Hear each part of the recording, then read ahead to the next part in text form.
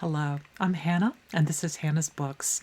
Merry Christmas to all who celebrate, and happy winter break to the rest of us. The lovely Paul, the accidental bookseller himself, had the brilliant idea for Booktubers to make videos of holiday book hauls and post them today to celebrate the holiday season and to give some company to anyone who might especially appreciate it today.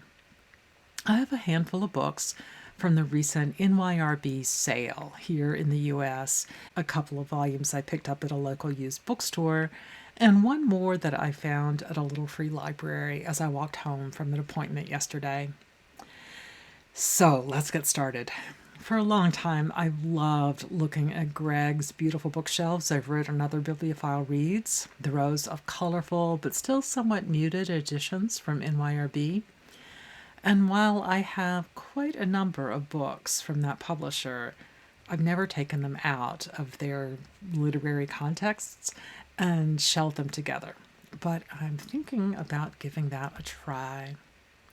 I've loved seeing the videos from all the people who've received their orders from the NYRB sale, and was thrilled to see that I had some overlap with Greg and Kim at Middle of the Book March, among many others. I'll show you a few of my picks. First, a very brief memoir published by NYRB from a poet and writer I admire very much, writing about her family's experiences over the years, and that's Generations by Lucille Clifton, with an introduction from the phenomenal poet Tracy K. Smith.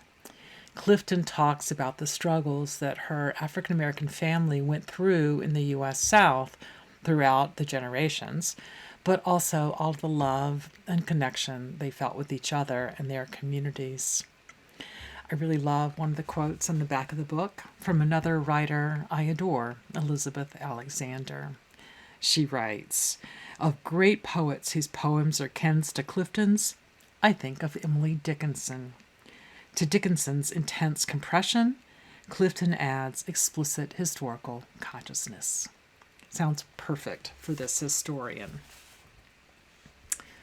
The second NYRB publication is called The Farm in the Green Mountains by Alice Herdan-Zuckmayer.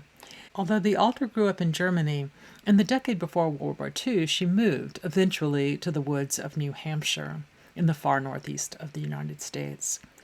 She and her husband moved into an 18th century farmhouse where they built chicken coops and, according to the back of the book, refereed fights between fractious ducks. I think that's it, along with many other farm chores that were completely new to them. And in the process, they found what began to feel like their home. This book, which was written in German, was translated by Ida and Carol Washington, I think. So, translated from the Swedish and also from NYRB is Tove Jansson's Fair Play, with an introduction by Ali Smith. Here we have two artists who live at opposite ends of a big apartment building, where each have studios, and the studios are connected via an attic passageway. They talk about their work, watch movies together, go on a treat to a deserted island, etc. And over decades, they build an interconnected life with a friendship that highlights their developing ideas about what creativity means. The last of the NYRB books that I want to mention today is the only volume that is not relatively slim. And that is Lies and Sorcery, written by Elsa Morante and translated by Jenny McPhee. It's not quite 800 pages, not quite. The great critic and author Vivian Gornick calls it a doorstopper of an Italian soap opera that nevertheless feels like great literature because of its astonishing writing. Compare the writing to the work of Tolstoy or Proust, the back covers suggest.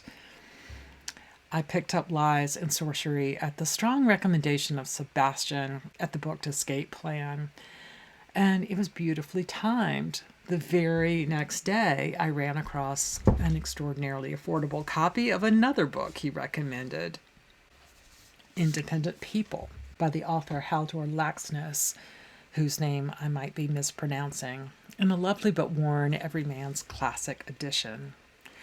Laxness was an Icelandic author and the winner of the Nobel Prize back in the 1950s, and I'm hoping that I will appreciate this work even though I'm not especially familiar with earlier Icelandic stories and novels, including Secret Insects, who sits on my shelves still unread. Should I read her first? And because I had Sebastian and the Book to Escape plan on my mind, with my last book buying pennies, I searched out a paperback by yet another author I think he recommended, and that is Don Powell, an American novelist in the early to mid 20th century. I found a used copy of She Walks in Beauty at the same bookstore about two sisters living in small town Ohio in pre-World War America. The New York Times Book Review suggests that Powell is, quote, wittier than Dorothy Parker, and yet also more plaintive than Willa Cather. That definitely sounds up my alley. And the last of this book haul, one I found for free in my little free library on my walk home yesterday, and that is One Fine Day by Mollie Panter-Downes. I've read this one before, but it's been a while, and I didn't own a copy, so I brought this one home.